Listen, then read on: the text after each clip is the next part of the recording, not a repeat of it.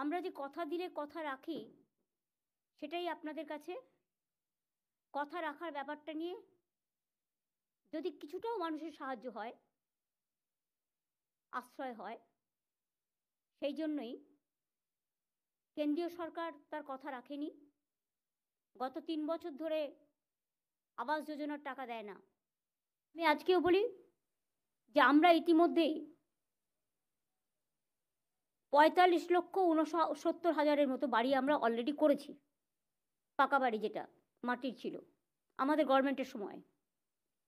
বাদবাকি আরও ৪০,০০০ পড়েছিল, ৪০ লাখ। সেটার টাকা দেওয়ার কথা। আমরা আবাস যোজনায় বাংলা ১ নম্বরে ছিল, তা সত্ত্বেও টাকাটা দেওয়া হয়নি। ৩ বছর ধরে বাংলার বঞ্চিত মানুষেরা বঞ্চিত হচ্ছে, গরিব মানুষগুলো। তাই আমরা সিদ্ধান্ত নিয়ে বলেছিলাম যে ডিসেম্বর মাসের ১৫ তারিখের পর আমরা টাকাটা ছাড়ব। ১১ লক্ষ বাড়ি, কিন্তু তারপরেও আপনারা জানেন কিছু ঝড় জল, সাইক্লোন, দানা এসব হয়ে গেছে। তাই তাদেরটাও আমরা এতে ইনক্লুড করেছি। করার ফলে ১২ লক্ষ বাড়ি হয়েছে। আজকে একটা ঐতিহাসিক দিন এবং রাজ্য সরকার তার সীমিত ক্ষমতা সত্ত্বেও নিজের টাকা থেকে সম্পূর্ণ নিজস্ব টাকায় বাংলার বাড়ি গ্রামীণ প্রকল্পে রাজ্যের ২১টি জেলার ১২ লক্ষ যোগ্য পরিবারকে বাড়ি তৈরির জন্য প্রথম কিস্তির ৬০,০০০ টাকা করে তুলে দেবে। আজকে টাকা সরাসরি তাদের ব্যাংক ও পোস্ট অ্যাকাউন্টে চলে যাবে, যেতে শুরু করেছে।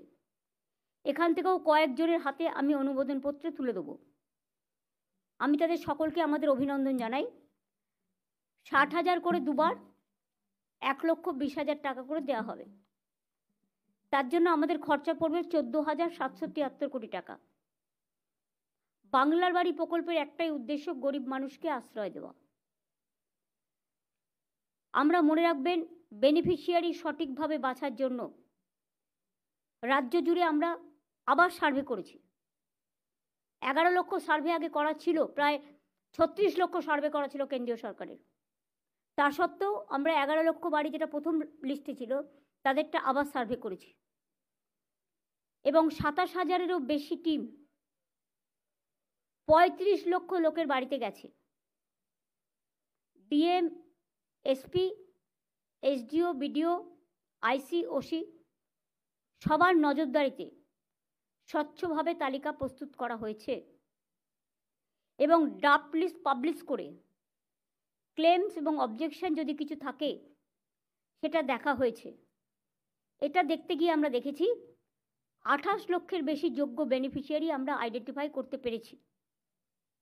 এদের মধ্যে থেকে আমরা ১২ লক্ষকে আজকের মধ্যে দিয়ে দিচ্ছি। কেন্দ্র যদি না দেয়, আরও যে বাকি থাকবে ১৬ লক্ষ, যেটা আমরা বেনিফিশিয়ারি যারা যোগ্য পাওয়ার জন্য আইডেন্টিফাই করেছি, তাহলে আমরা দুটো কিস্তিতে আগামী ৬ মাস, তারপরে ৬ মাসে ২৬-এর প্রথমের মধ্যেই আমরা দিয়ে দেবো। এই যে ১২ লক্ষ দেওয়া হচ্ছে, মানে বাকি থাকছে এখনো ১৬ লাখ, তাই তো? এই ১৬ লাখ বাকি থাকলে আমরা মে জুনের মধ্যে দিয়ে দেবো ৮ লক্ষকে এবং আবার ডিসেম্বর জানুয়ারির মধ্যে দিয়ে দেবো আরও ৮ লক্ষকে। ৬০,০০০ করে প্রথম কিস্তিতে পাবেন এবং সেকেন্ড কিস্তি যখন তার ৬০,০০০ টাকার কাজ হয়ে যাবে, সেকেন্ড কিস্তি তারা পেয়ে যাবে।